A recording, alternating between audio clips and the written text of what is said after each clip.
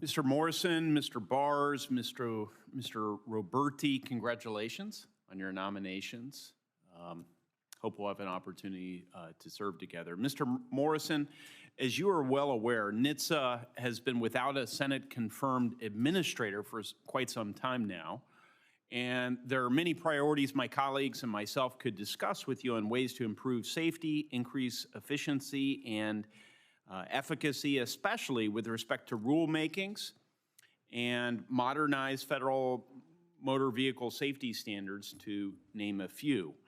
But I want to focus my questions to you on the issue of autonomous vehicles, or AVs. For several years now, Congress has been working to establish a comprehensive AV framework that unlocks the ability for industry to safely deploy self-driving vehicles. I'm working to develop legislation regarding this framework, one that prioritizes safety, of course, but also provides certainty to industry, unleashes the ability for greater deployment, finds opportunities for job growth, and importantly, secures American global leadership in this space. China is looking to supplant our leadership here, so it's imperative that we establish rules of the road that can protect our national and economic interests and also benefit American companies and consumers. For years, we've seen this industry grow with advancements in technology and engineering standards, as well as an increase in commercial AV testing and operations across the United States. However, I believe it's past time that we modernize the federal motor vehicle standards, safety standards for AVs. Sir, what are the first AV rulemakings you would like to address, and what areas do you think NHTSA is best suited to lead on these issues?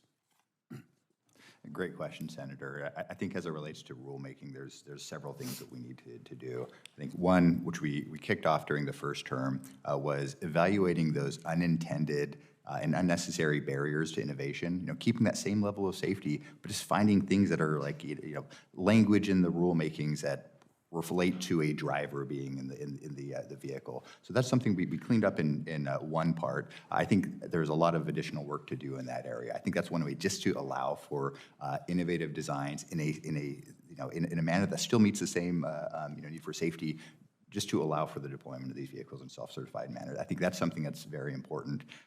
Two, I think guidance.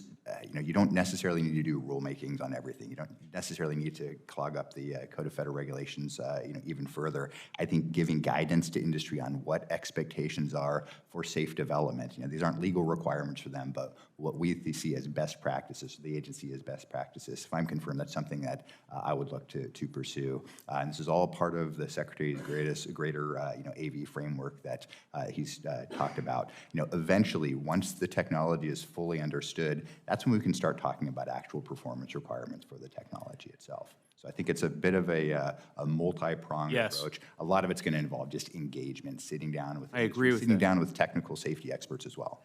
So, and it will take a lot of time. It'll probably be an iterative process. You'll need to visit with a lot of stakeholders. Will you commit to personally doing that?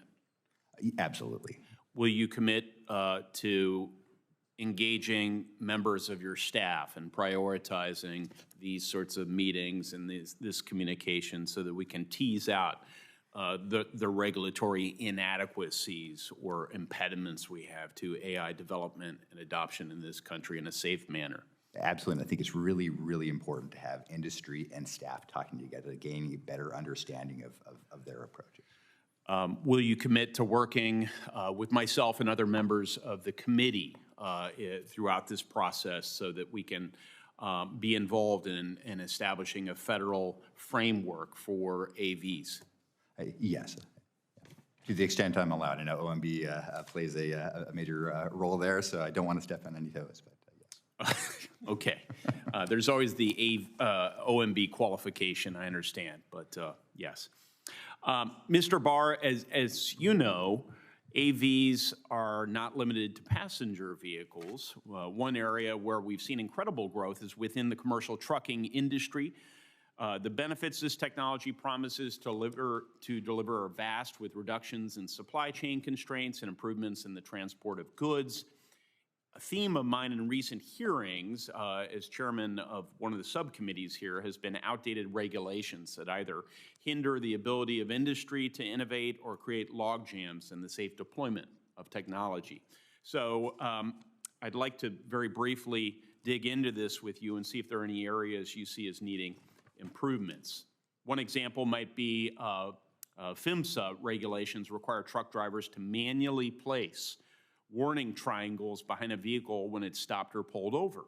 This means drivers have to get out of their cab and walk along busy highway shoulders, often in dangerous conditions like poor visibility, high traffic speeds, or inclement weather, to deploy these devices. As you know, as a law enforcement officer, and as the data shows, the side of the road's incredibly dangerous at times. Do you see opportunities for PHMSA to allow innovation and roadway safety so that drivers don't have to walk alongside the highway to manually place plastic triangles? Yes or no? Senator, thank you for that question. And yes or no, the answer is please. yes. If you're confirmed, can you commit to working with me should you see any areas where outdated regulations like these are prohibitive to innovation or detrimental to safety on ways to address these potential issues? Senator, I do, yes. Thank you. I'm out of time. Chairman?